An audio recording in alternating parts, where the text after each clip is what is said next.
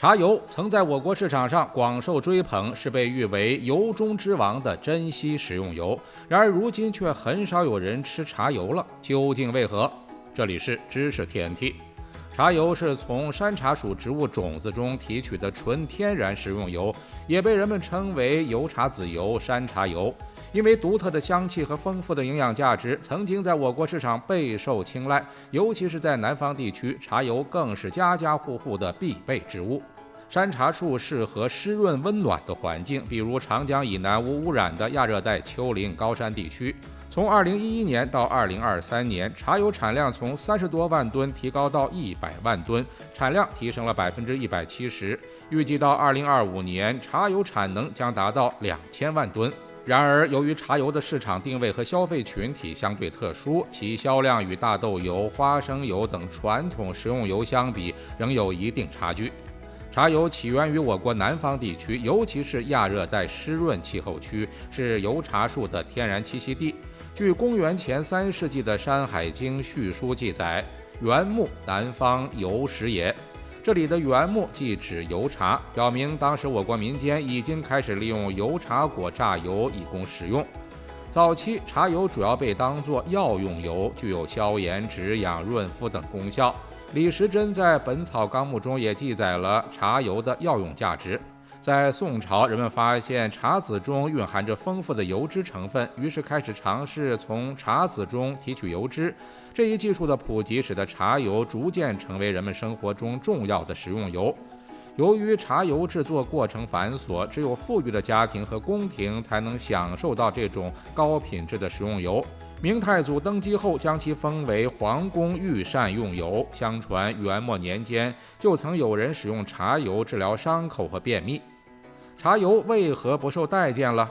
最初，茶油是通过古法木榨制作的，这是一种完全依赖人工和物理压榨的方法，包括车子、结草、裁饼、沉淀等数十道工序。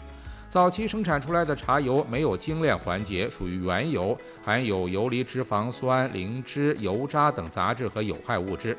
直到机器榨油取代了人力压榨，使用机械动力的粉碎机、压饼机、压力机等设备，大大提高了生产效率。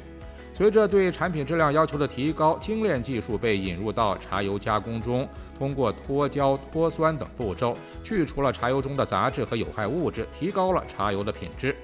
茶油也逐渐地走向全世界，全球90%以上的茶油都产自中国。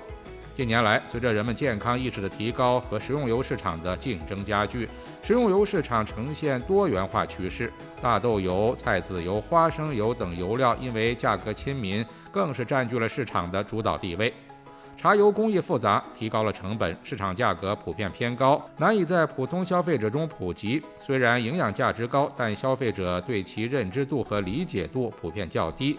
许多消费者不了解茶油的优点和独特之处，缺乏主动购买的意愿。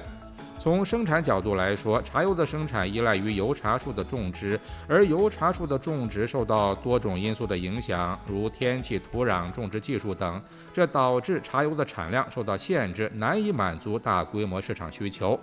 茶油的生产技术相对落后，导致了产品质量参差不齐，影响了市场的整体竞争力。每公斤茶籽的价格约为10到15元，而榨取1公斤茶油需要约2到3公斤茶籽，这意味着茶油的出油率相对较低，生产成本较高，从而限制了其市场竞争力。茶油为啥很少有人买了？究竟是什么原因？其实，随着世界各国贸易越发频繁，琳琅满目的进口食用油给我国传统的油中之王茶油带来了巨大的冲击。与橄榄油等进口油品相比，茶油在品牌建设方面相对滞后，缺乏有影响力的品牌和宣传渠道，消费者认可度较低。当然，人们生活节奏的加快和饮食习惯的改变，也使得茶油没了出头之日。毕竟传统的烹饪方式被简化，别说茶油，很多常见的食用油的使用都变少了。但茶油作为一种天然健康的植物油，含有丰富的营养价值，符合现代人对健康食品的追求。随着消费需求的增长，茶油不仅可以作为食用油使用，还可以用于美容等领域。企业正在开发不同口味、不同功效的茶油产品，进一步提升茶油在市场上的竞争力。同时，国外市场也开始关注中国茶油，在一些国家和地区，茶油甚至成为高端餐饮场所的必备调料之一。例如，美国 FDA 在2003年通过了我国茶油产品的市场准入，东南亚国家对我国的茶油更是情有独钟，而在日本，茶油价格是菜油的7.5倍。2023年，全球茶油销量已经达到了2.73亿元，预计到2029年将达到3.7亿元。年复合增长率达到5.03%，这也显示出了巨大的潜力。当然，在互联网时代，茶油企业也与时俱进，通过积极的拓展线上销售渠道，来提高品牌知名度和销售量，直接面向全球消费者进行销售，降低营销成本，并扩大全球市场份额。知识 TNT， 专注你不知道的食物科普，我们下期再见。